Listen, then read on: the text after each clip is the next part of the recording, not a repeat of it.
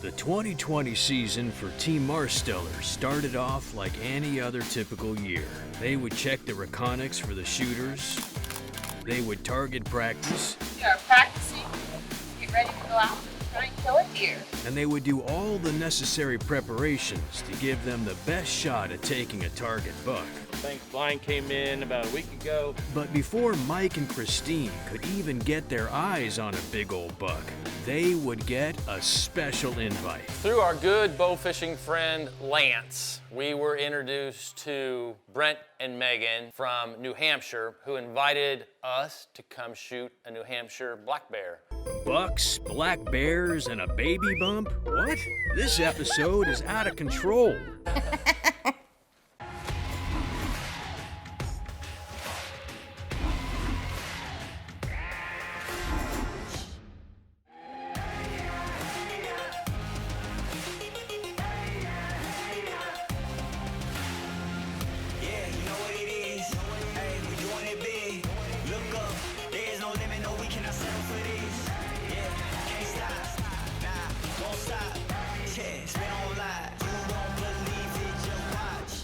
Whitetail Fix is presented by Wildlife Research Center. Christine Taylor has been hunting with Mike for many years now, and she's become quite the killing machine. This is probably my most favorite buck so far. But through all the hunts and different species she has targeted, one animal she has never tagged is a bear. This being my first bear hunt, I didn't know what to expect. New Hampshire offers black bear hunting in many areas of over 9,000 square miles of land. New Hampshire offers the White Mountains, which has heavy wooded forests, rivers, and valleys that give the black bear protection and a great source of food. First morning of the bear hunt here in New Hampshire. We're at Lucas's house. The dogs are all running around here, getting ready to load them up. Go see if we can't find Christine a bear to shoot. Now, when you think of a typical bear hunt, you may think of sitting in a tree stand or a blind, patiently waiting for your prized bear to walk out. But in New Hampshire, they do things a little different. Mike and Christine were introduced to Lucas and his plot hounds. In New Hampshire, you can run 6 dogs at a time. Each one of these dogs were GPS collared. We would go on what they would call a walk. We're going to take the dogs for a walk. And so basically that they would go to areas they knew that held bears. Now, being her first bear hunt, it was quite the experience for Christine. They would drive, then walk, then drive some more, but wouldn't see much early on. So we did a little 1.5 mile walk, and we are now back in the truck. The truck would drop us off on one side and pick us up on the other, and these walks were what? Like 3 mile, Yeah, 4 3, mile 4 walks. miles. They're not just Yeah. like a stroll So in you the don't park. just turn the dogs loose and let them find a bear. I mean, you go for a walk. 3 to 4 miles at a time can be exhausting to any normal human, but serious hunters aren't exactly normal humans. Christine would stick with her hopes of tagging her first bear, and with that hope in her heart, the dogs would finally get on something. And that something would run right across the road in front of them. Well, we first heard him because it was a lot of loud noise in the woods, not just from the dogs barking, but you could hear him just running through the woods. And then we saw the dogs, and we knew that he was going to cross the road behind the truck. So, and when he crossed the road, he decided while he was running to go and look at it. Christine got a glance from the bear as he crossed the road with the dogs hot on his trail, and she got the word from Lucas that it was indeed a shooter. We gotta get it done. So they would watch the GPS for a short time more until the dogs stopped. The young bears will just run right up a tree, and they're almost always treed, but big boars, which is what they only shoot, typically either don't climb trees or barely climb trees. Taking the walk this time, Christine could hardly hold the excitement back. Try not to freak out right now. But by the time they got to the bear, a new issue would arise. In non-typical fashion, this old boar did in fact climb a tree, and he climbed so high, Mike had a hard time getting the camera on him, and Christine barely had a shot. They had repositioned with other rifles thinking she was going to have to shoot him the way he was in the trunk and limb of that tree, more of a behind the shoulder as opposed to the back of the neck shot. And just before they left with the to go get in position for a follow-up shot, Brent said, if he shows you his head, shoot him behind the ear. Christine had her work cut out for her for sure, but she knew ever since the bear gave her a glance crossing the road that this was the one. Steve Philly, are you a member of something? I'm a member of the Veterans Memorial Golf Club, Cameron, Missouri. I'm a member of the National Rifle Association. I'm a Costco member. Costco and the NRA. That's it. I've got a sticker that says I was in the Nintendo Power Club. I'm a member of the Nintendo Power Club. True story. So Jesse, if you think Steve Philly was a member of something, wouldn't you put him, what would you think he'd be a member of? Not a golf club, maybe more like a redneck club or something? Oh no, I get almost daily through the summer selfies of Stephen Philly sitting on a golf cart, so I had zero doubt that it would be having something to do with golf. Steve Philly may be obsessed with golf, but Christine Taylor is obsessed with tagging her first black bear, and she has a big old boar in her sights right now.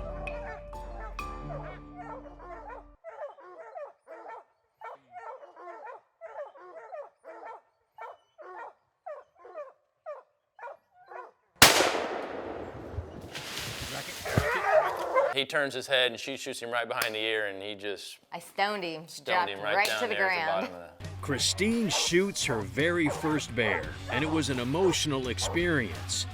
Good job. That was so crazy. And even Mike is surprised at just how big this prize really is.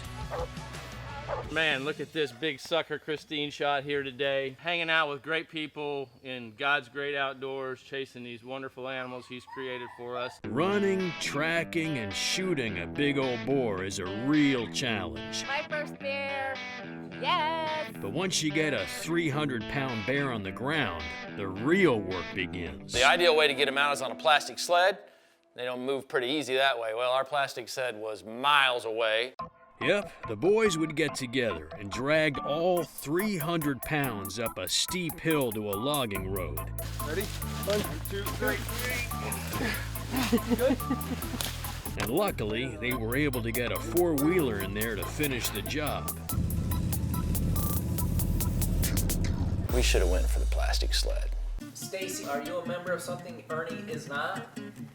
No, I'm not a member of anything that he is not. I'm a member of my church.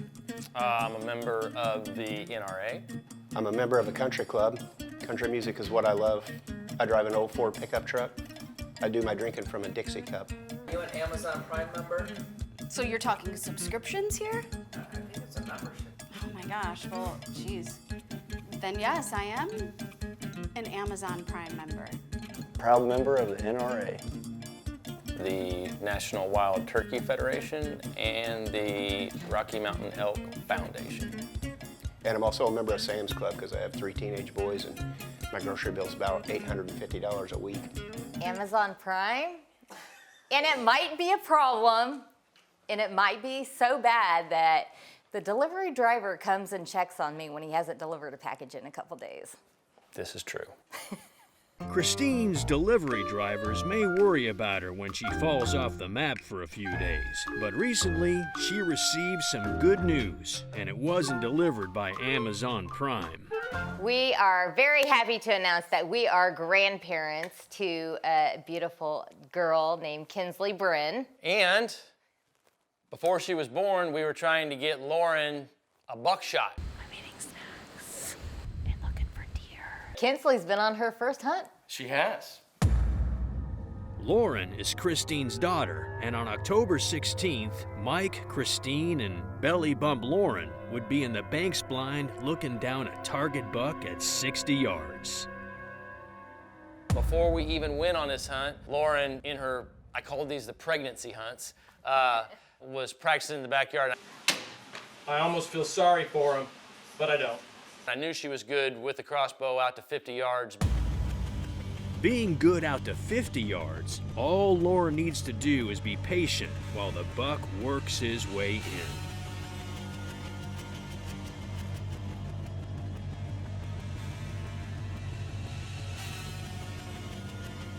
He was about to get into range. Bugs got in his ears or something. I can just remember him shaking his head and ran out of the food plot and ran out of our pregnancy hunt lives. Missing out on the first opportunity at a target buck never feels good, but it's something every serious hunter has to deal with at times. What would make it hurt worse for Mike and Christine, though, was going all the way to November 28th before another opportunity would arise. And this time, it'd be Christine in the hot seat. Just after first light, not even great, first light. not great light, we see this buck coming from left to right.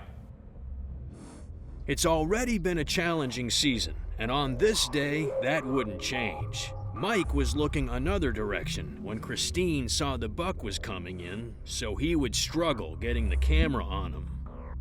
I apologize. The first encounter with him is completely out of focus, and then he disappears out of frame. When this buck leaves the food plot, another buck would walk in, and then the confusion starts. There's some confusion between the conversation between what Christine's seeing, what I'm seeing through the camera, and we think there is a third, better, taller buck, and he disappears for, I don't know, 10 or 15 minutes. When the original buck returns, Mike is able to get on him this time, but he doesn't believe it's the same buck that Christine is describing. She has the rifle on him and asks me if I'm on him because she's ready to shoot him. And then I say, I have him, but it's not the tall buck. I'm seeing a wide, short tine buck, which in hindsight he looked high 40s, maybe 150s. Deer we needed to shoot all day long. Unsure if they're looking at the same buck, Christine hesitates on the shot. And he walks out of our life forever. Taking down a big black bear and becoming first-time grandparents, 2020 was going pretty good for Mike and Christine. Well, except in the business of whitetail. And it isn't for a lack of shooters, because they've had their chances, and they will again. For the majority of the 2020 season, Mike and Christine have struggled to get a buck on the ground. So we found ourselves in muzzleloader season having not shot a deer with horns. They were going on their 81st hunt with nothing to show, and season's end drawing close. At that point, it just kind of gets to be like you're going through the motions. Everyone knows that patience and persistence will pay off in the long run. And a couple of nights before December 18th, Mike and Christine would get a tip. Well, luckily, our lease partner had seen a deer that he described as a pretty solid 8-point. Hoping for a little luck, Mike and Christine would head for the stand once again. But once again, there wouldn't be much to see as the afternoon drifted towards evening. So there was probably about 30 minutes left of the night, and I already had checked off another hunt that was unsuccessful. And then out of the blue, I see a buck, and I say, Mike, it's a shooter. And just like that, another opportunity for Team Marsteller to get redemption.